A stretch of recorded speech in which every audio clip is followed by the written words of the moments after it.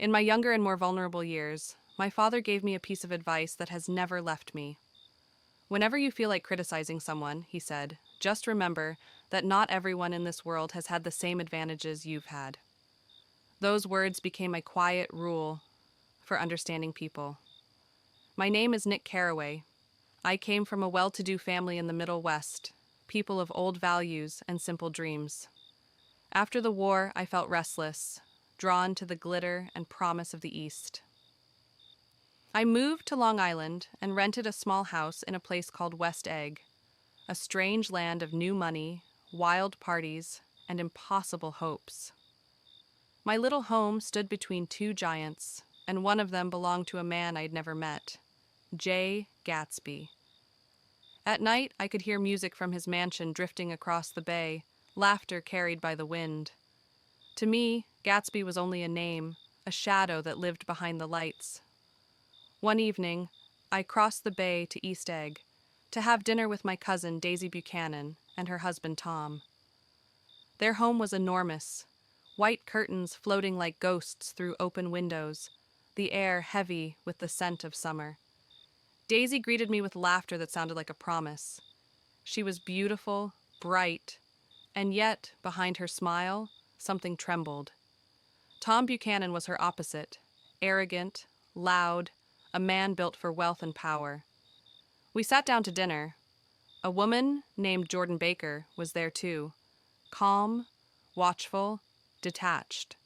The conversation was shallow, floating like smoke, words about money, power, and people who didn't matter. Then the phone rang. Tom rose quickly. The room fell silent, and even the curtains seemed to stop moving. Jordan leaned toward me and whispered, "Tom's got a woman in New York." Daisy tried to laugh again, but her voice cracked like glass. The rest of the evening faded, full of beauty on the surface and emptiness beneath. When I finally drove home, the night was still. My little house waited quietly beside Gatsby's great mansion. There was no music that night, only the soft sound of the bay. And then I saw him. A man stood alone at the edge of his lawn, hands reaching toward the dark water. Across the bay, a single green light shimmered at the end of a dock. He stretched his arms toward it, as if he could pull that tiny light into his soul. He stood there for a long time, frozen between hope and heartbreak. At last, he dropped his arms, and the night swallowed him whole. I didn't know it yet, but that man, Gatsby, was reaching for more than just a light. He was reaching for a dream too far to touch, yet too beautiful to let go. Between West Egg and New York lies a gray wasteland, a valley of ashes where the city's dreams burn to dust. It's a place where smoke rises like ghosts, and the faces of men are covered in the same lifeless gray. Watching over it all are two enormous eyes, faded blue, printed on a forgotten billboard. They belong to Dr. T.J. Eckelberg, staring out from the sky like a god who has stopped caring. One afternoon, Tom Buchanan took me there. He said we were going to meet someone in the city. But first, he stopped at a small garage, a lonely building coated in dust and despair. Inside was George Wilson, a pale, tired man with the look of someone who's been waiting his whole life for something that never came. His wife Myrtle was different, loud, restless, hungry for more than this gray world could offer. Tom's eyes lit up when she entered. There was something cruel in that spark, desire mixed with arrogance. He told her to meet us later, and soon we were on a train to New York. In a small apartment high above the noise, they gathered people, strangers with bright laughter and dull souls. The room filled with smoke, perfume, and half-true stories. Myrtle changed her dress and her tone. She spoke like someone trying to escape her own voice. She laughed too loud. She said Gatsby's name once, and Tom struck her across the face. A violent reminder of who she really was. The laughter stopped. The party broke like glass. Outside, the city lights flickered through the window, and I wondered if everyone in that room was just chasing their own illusion, their own green light shimmering in the distance.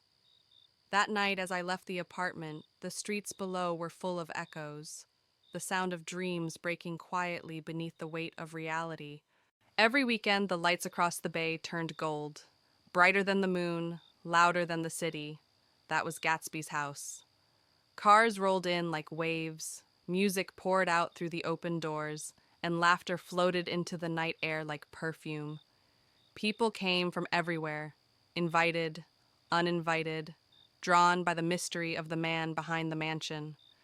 One summer evening, I received an invitation. Simple, handwritten, a rare thing in a world where most simply arrived. I went. The moment I entered, I was swallowed by color and sound, champagne flowing, dresses glittering, the hum of 1,000 conversations about love, money, and nothing at all. No one knew who Gatsby really was. Some said he'd killed a man. Others whispered that he was a German spy, or that he'd inherited a fortune from a lost lover. Everyone had a story. No one had the truth. Then I met him, not at the center of the crowd, but beside me, quiet, polite, his eyes searching mine with a kind of fragile calm. "I'm Gatsby," he said, smiling softly. There was no arrogance in his voice, just warmth and a shadow of loneliness. As the night went on, fireworks bloomed above the bay, and the band played a song about endless love and fading time. I realized then the parties weren't for joy. They were signals, sent into the night, hoping one person would see them. Later, as the music faded and the guests drifted away, Gatsby stood alone at the edge of his garden, staring toward the distant green light across the water. The laughter was gone, only silence and hope remained. That night, I understood every light, every song, every stranger existed for one reason: to bring Daisy back. On Sunday mornings, Gatsby's mansion looked different. The music was gone. The laughter had vanished. Only silence, and the wreckage of another dream-filled night. Servants moved like ghosts, collecting empty glasses, sweeping away confetti and lost illusions. Gatsby stood at his window, watching the quiet bay, waiting for something the dawn could never give him. One morning, he invited me for a drive. The sun was hot, the car, a silver beast of motion and noise. "It took me years to earn this," Gatsby said softly, "but it was all for one person." His voice cracked on that last word. As we sped toward the city, he told me stories, wild ones, about Oxford, about jewels, about war and loss. I wanted to believe him, but something in his eyes said he was building truth out of memory. At lunch, I met a man named Meyer Wolfsheim, a polite smile, a dangerous calm. "He's the one who fixed the World Series," Gatsby whispered, as if confessing a sin too large for daylight. Later that day, Jordan Baker told me the real story, the one Gatsby never could. Years ago, before the war, Gatsby had fallen in love with Daisy Buchanan. She was light, laughter, and everything beautiful in a world that didn't deserve it. When he went off to war, she waited for a while. Then Tom Buchanan appeared, with his wealth and his power, and Daisy's letters stopped coming. Gatsby had spent every moment since chasing her shadow, building a palace of dreams across the bay from her house, where that green light burned every night. His parties, his mansion, his smile, they were all messages in a bottle, drifting toward her shore. I understood then, Gatsby wasn't just chasing Daisy. He was chasing time itself, a moment that had already died, and a love that existed only in memory. Rain fell softly that afternoon, the kind of rain that blurs the edges of the world. Gatsby was restless. His eyes kept returning to the clock, to the window, to the door that hadn't opened yet. "Do you think she'll come?" he asked. I didn't know, but I had seen enough of hope to recognize its ache. At my small house in West Egg, I had invited Daisy for tea. Just tea, though we both knew what waited beneath that word. When she arrived, Gatsby stood in the rain outside, trembling like a boy. For years, he had built a world around her memory, and now she was only a few steps away. The first moment was awkward, painfully human. The words stumbled, the air felt fragile. Then Daisy laughed, that same bright, trembling sound from years ago, and the spell broke. They talked softly, voices mixing with the patter of rain on glass. Gatsby showed her his house, the golden rooms, the shining floors, the endless mirrors reflecting dreams. He pulled open drawers of silk shirts, colors pouring out like sunlight. Daisy buried her face in them, her laughter turning to tears. "They're such beautiful shirts," she whispered. But we all knew she wasn't crying for the shirts. She was crying for time. For everything that had been lost between them. Gatsby watched her with eyes full of light and disbelief, as if he'd finally stepped into his own dream. Outside, the rain stopped. The sky cleared. For one perfect hour, the world was new again, but even as they smiled, I felt a strange quiet settle in the room, the kind that comes before something ends. Because you can repeat a meeting, but you can never repeat the past. And Gatsby, with all his heart, refused to believe that.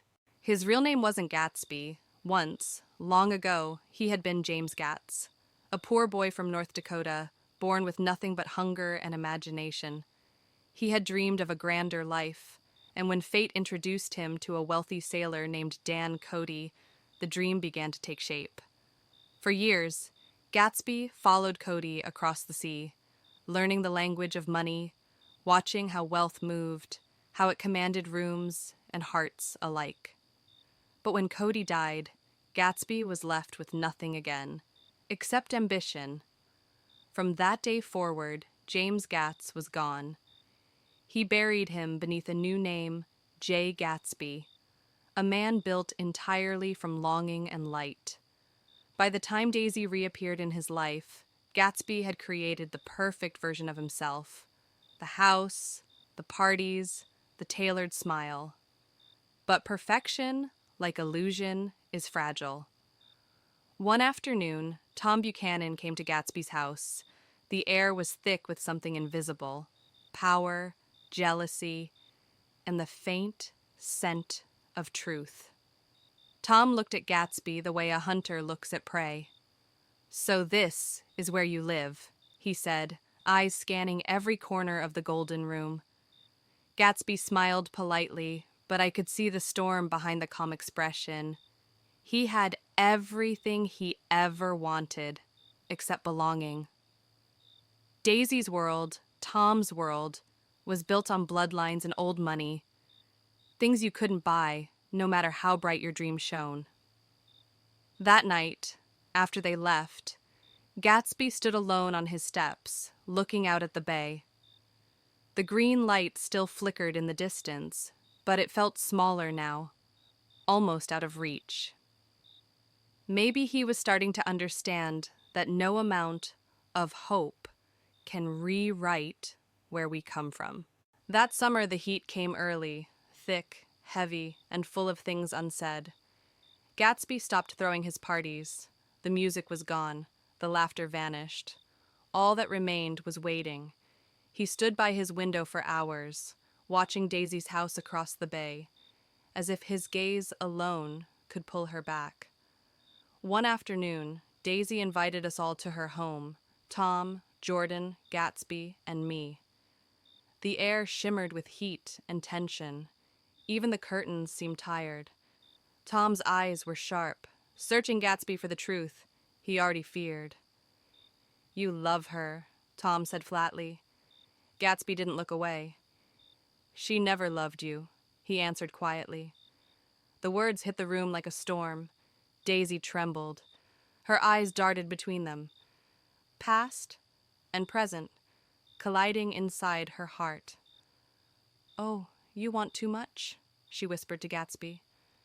"I did love him once, but I loved you too." The silence that followed was unbearable. Gatsby's dream cracked, and the sound of it was louder than any scream. We left the house, driving toward the city, the sky burning above us. Later, on the road back to West Egg, tragedy found them. Myrtle Wilson, the woman from the Valley of Ashes, ran into the road, desperate and wild, and was struck by a yellow car. When the dust settled, the road was quiet again, and only the echo of her scream remained. The car didn't stop. But I saw Gatsby waiting later, standing at the edge of Daisy's garden, his face pale in the moonlight. "She was driving," he said softly, "but I'll take the blame." That night, the green light across the bay looked dimmer than ever, like hope itself fading into the dark. The night after the accident, Gatsby couldn't sleep. He waited by the phone, believing Daisy would call. But the phone stayed silent. Only the sound of waves touched the windows of his empty house. At dawn, he told me his story, how he first met Daisy, how the scent of her hair and the sound of her laughter became the heartbeat of his life. "I loved her because she was everything I wanted to be," he said quietly, "and because I believed she'd wait." But she hadn't. Now all that was left were memories. Sweet, fragile, and already fading. That morning, the air was cool and bright.